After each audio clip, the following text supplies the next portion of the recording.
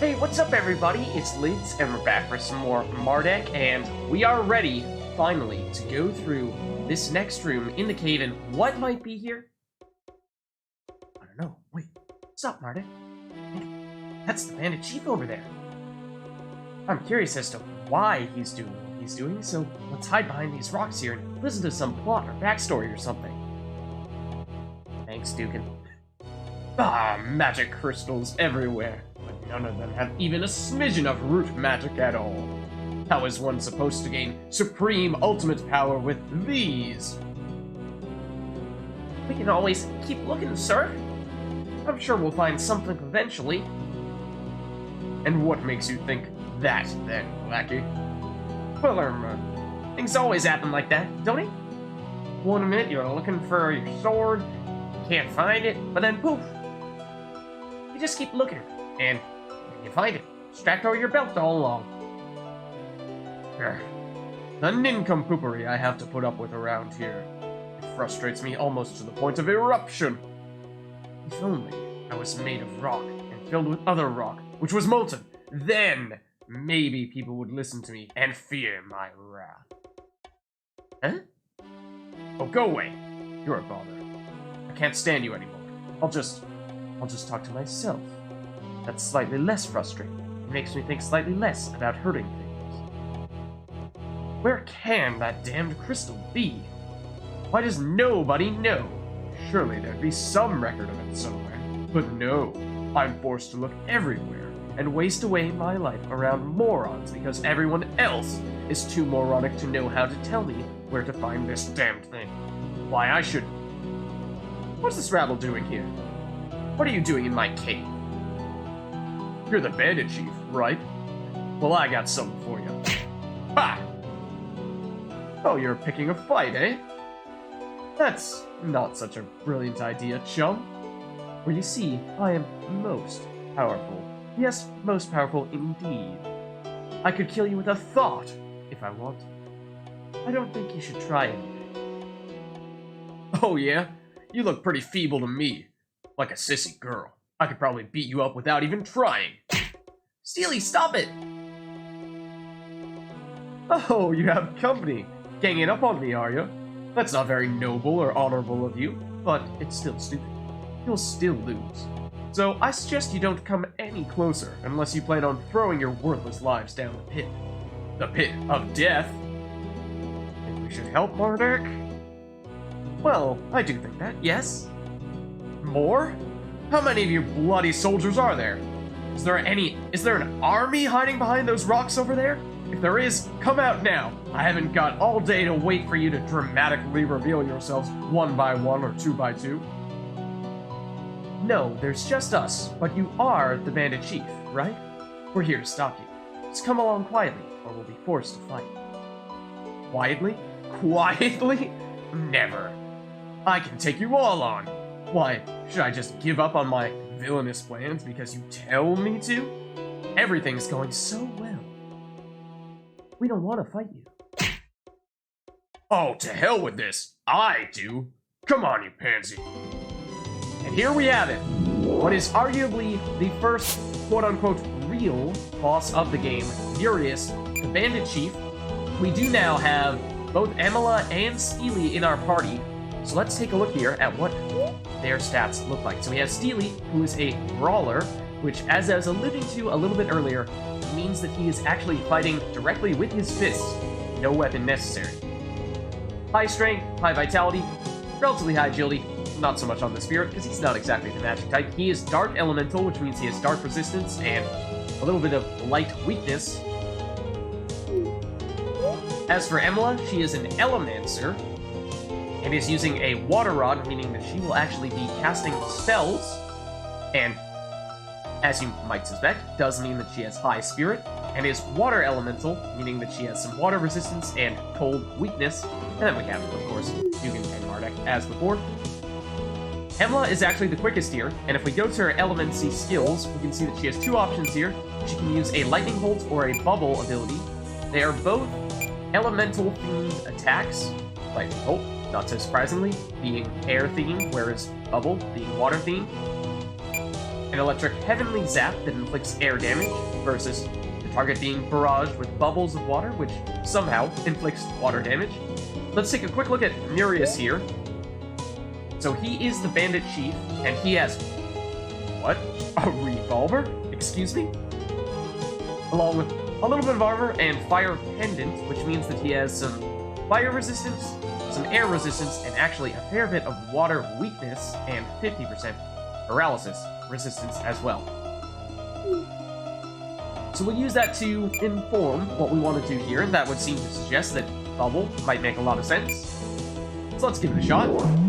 Emla does have some offensive reactions of her own. As for Steely here, he can do a normal attack, but he has some martial art abilities, including a Fierce Strike, very similar to what we've seen with Dugan and Mardek a while ago, where it deals additional damage, however, less accuracy. Chakra is his own healing ability, so let's go with the Fierce Strike, because that's rather fitting for him, right? And quite powerful at that. Dugan next, and we do have that power attack we can use with Dugan as well. Let's give it a shot. Oh, I missed the reaction just barely there. And yes, in case you were wondering, he truly does have a revolver, and he truly will shoot us with it. Okay, so Dugan did get hit there, and he took a fair bit of damage, so he's not looking great, but I think we might be able to wait it out one more turn. Actually, if we look at the turn order here, at the very beginning, we saw that Murius used an ability that allowed him to gain haste, which is that little clock ability, that little clock icon that you see over the air element there. It means that he will go twice. As you can see, based on the turn order, we have Mardek, Murius, Emila, Steely, Dugan, Murius, Mardek, Murius. Here is the situation where he's kind of going twice in a row, or almost in a row. And so he will continue to do that, and that does mean that he will get several attacks in. If we wait to heal here with Mardek, he might get a chance to say he attacks Dugan here, and attacks Dugan here.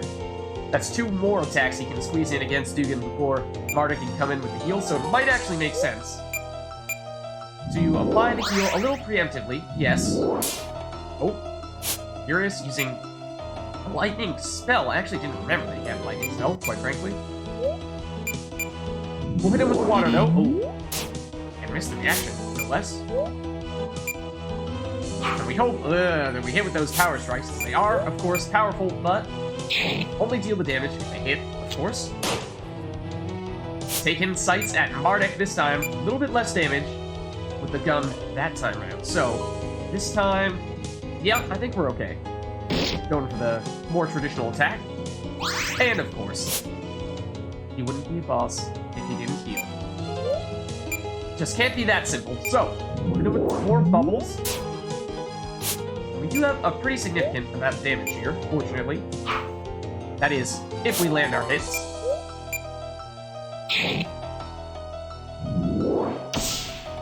Oh, inflicting sleep on Emila. Okay. So that does mean that Emila will not be able to take her next turn unless she gets attacked in the meantime, in which case she will likely wake up. As for Mardek, Steely has gotten some damage as well, but I think he's doing okay here. So let's go for a normal attack. Dugan getting hit there. So fortunately, Murius is spreading damage a little bit. No one character in particular danger just yet. Getting him down to about half HP. We'll continue to use the Fierce Strike. It's I think it's missed a couple times in a row, 3 times in a row here perhaps. So maybe time for Steely to take a little bit of a break with it. Okay, now Dugan not looking so good. That is 2 shots at him. So let's heal him up. Get him back to almost full. And there you see the danger of Murius being able to go twice almost in a row there, where if he chooses to hit the same enemy, or the same one of our party members twice in a row, then he could be in trouble. Continue to use Emla offensively, though. Mardek will be the primary healer. I'm going to go with the normal attack here. However, we're close. Might Dugan be able to finish him off here? I don't know. He lands the hit. Oh, except Furious is not happy about that. Mardek, will you do the honors? That he will. Furious down.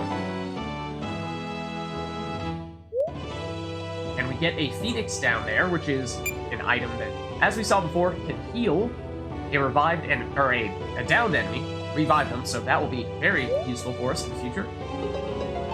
And Dugan got both his offensive reaction and his power attack mastered, so that is good to see. Ah, damn. Alright, I get the point. I'll leave. I'll stop my evil ways. I surrender. Just let me live. Promise to leave and never do anything like this again? Yes, I promise. I swear on my promiscuous mother's grave that I do. Just let me live. Alright, you can go. But only this once, with a warning. Do this again, and we'll be less merciful. Oh, thank you, kind sirs. I'll just take my... Oh, no, you damn well don't. Ah! My upper left section of my right lung. Also, my spine. The pain. Oh, what's that? You want more? Well, that can be arranged, you evil swine. Ah! This has to stop. Steely? You okay, right? That wasn't a big thunderbolt, was it? You're just stunned, right? Right? Steely? Did you kill him? I didn't mean to. I say, you had it coming to him. That wasn't even a powerful thunderbolt. He fell in the line of duty. Yes, he died in the battle against the bandits. Jock said that death is to be expected from things like this. It's not ridiculous that the enemy might have killed Steely. Yes, that's what we can say. Right, Pamela? Come on.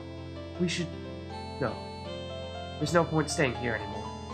Doesn't look like Steely's going to be getting up anytime soon. But I didn't mean to. I'm not a murderer. Well, he deserved it. It's not like you did anything wrong, really. You had it coming to him. Emla, we all understand that it wasn't an act of evil. You did what you just did. It seems to me that Steely was truly the evil one, and I suppose it could be said that it was a good thing that he was slain. But I killed him. Yes, but let's just leave, alright? Alright.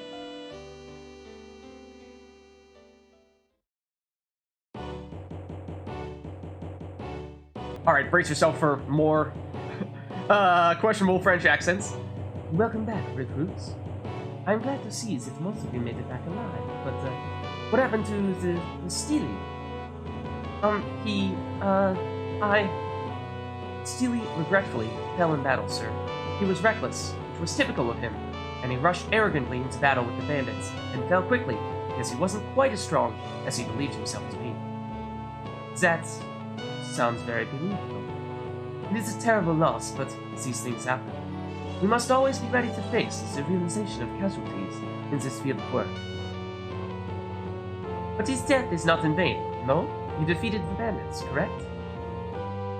We did, though we let the bandit chief escape after we defeated him with a warning to never do that sort of thing again, lest we be less merciful. Ah, très bon. I don't know how you say that in French, but I think that's actually legitimately French. That is the kind of thinking that the Royal Guard should have. I'm pleased that you did as you did. I'm also pleased to announce that you all passed the test, and are now honorary members of the Royal Guard. Bravo! Huzzah! I will do my duty as a guard with honor, sir. So our behavior during the test isn't assessed on some special summary screen or anything like that?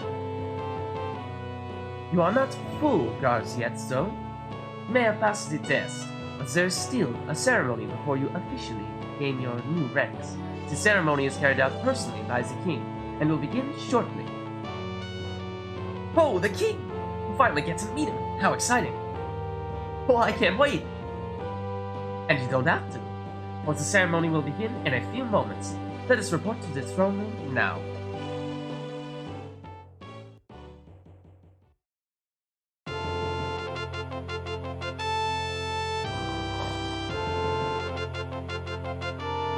man? Huh? Who are you people, and what are you doing with me? They are the new recruits who just got back from the mission, my liege. You are meant to do the promotion ceremony now. I am? Oh, right. Let's see if I can remember how it goes. Loyal servants of Gosnor, protectors of peace, savers of cats, sprinklers of flowers that look a bit thirsty, breathers of air, eaters of... What? Oh, right. Get on. Right. I can't actually remember the proper speech, but it's not important anyway. I don't want to thank you all by reciting some memorized piece of ancient tradition at you. Oh no, that'd be a tad meaningless in my opinion. Instead, I'd rather thank you all personally for your tremendous work today. Well done, all of you. I'm very pleased to promote you all to the status of Royal Guard of Gosnor, Protectors of the Peace, and I hope that you'll wear the title well and defend the innocent from the malevolent and the heart-driven by pure intentions, rather than hate, vengeance, or jealousy, or grudges. Now that you are all Royal Guards, you will receive missions on a regular basis, whenever we hear tell of evil in lands near or far. So always be on your guard and in peak physical condition, ready for combat at any time. Until your first mission is announced, you are all free to wander the castle and do as you please. Within reason, of course. You will be informed when duty calls and your skills are needed. Now, new guards, you are dismissed. Wow, it's sort of hard to believe that we're now Royal Guards, eh, Mardek? It's one step closer to becoming mighty heroes like Social Fox was. It's so exciting. I'm just glad to know that I'll be defending the people of Gosnor, no, Belfam, from the vile blight of evil. Isn't it a great feeling to know that you're making a difference in the world and making people you don't know and will probably never meet incredibly happy? Yes, that's why Mardek and I want to be like Social Fox. He lived for that sort of thing. So noble. But now he's gone. Just like Steely. That's still bothering you?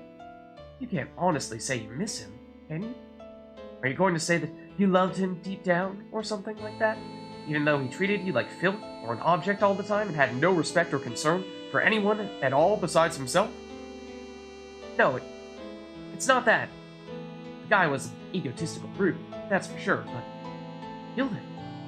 Killed a man. It's just bothersome, that's all. I mean, it's one thing to kill those faceless, nameless bandits who I didn't know. They were just the same as monsters or targets, I suppose, but Steely, I knew him. It's just weird to know that everything that he was, insufferable as it was, is just gone now. Thanks to me, I killed him, robbed him of everything he had. I suppose I just never really thought about the effects of killing someone too much until this. It affects everyone they knew. I mean, what if those bandits had families, wives, little children, that they'd never be able to return home to because they died by our hands? I'm having trouble dealing with that. I hate to say this, but you should just not think about it. We're Royal Guards now, and we'll be doing a lot of killing in the name of justice in our line of duty. If you think too much about it, you'll be a hindrance to our ranks, and you'll break down on the battlefield and be no use to anyone. Justice? Is it justice, though? What's justice? Just an opinion, really. I mean, those bandits. They could have been doing what they thought was right, what was just in their eyes. It's just that their opinions conflicted with ours, so there's bloodshed. Is it ever necessary? See, that's why I think Steely's lack of mercy was unforgivable. We defeated that bandit chief, and we could have left it at that. We could have taught him a lesson without killing him, and he could have changed, and caused others to change too. But Steely wouldn't have that. He just wanted to kill things. Even so, is it right to force our views on everyone? Why did that bandit need to be stopped? Because we wanted him to be? It's pretty obvious when things are wrong or right sometimes. You can argue that good and evil are just two sides of the same generic gold piece, which is true in a way, but there's such a thing as definite evil. That, I think, is obvious. If someone kills a man for greed or to further his own goals, then that's evil. If he steals without earning something fairly, that too is evil. If he uses people and does to people what he wouldn't want done to himself, then that's evil. Would you kill yourself, Donovan? Because we were just doing that to those bandits. Yes, there's that argument too. But I think we should stop thinking so deeply about all this. We're soldiers now, members of the Royal Guard. You all know that what we do helps more people than it hurts, correct? Killing a bandit might inconvenience and bring grief to his family, if he had one. But not killing him could cause him to bring grief to many families. He should have known that no good would come of an evil way of life before he followed the path of banditry. I suppose you're right. I'm going to go lie down and think for a bit. I'll probably be okay tomorrow. Thanks for your words, though. Good night. Night, Emila. Maybe you should go and talk to her for a bit, Charla. I think the company would do her well. Okay. I suppose we should all retreat to bed too, men. We need to be constantly prepared for battle, and well rested. You never know. Our mission could come up tomorrow, and we could be called off to some foreign land to do battle with evil most foul. So good night, you two. Well, night, Donovan. I'm going to bed too, Mardek. So, good night. Alright, and there you have it. We have now completed our first technical, real mission. And we are actually, for what might be one of the few times in Chapter 2 at least, just with Mardek himself. So this is probably a good place for us to wrap up this video, and I will catch you in the next one.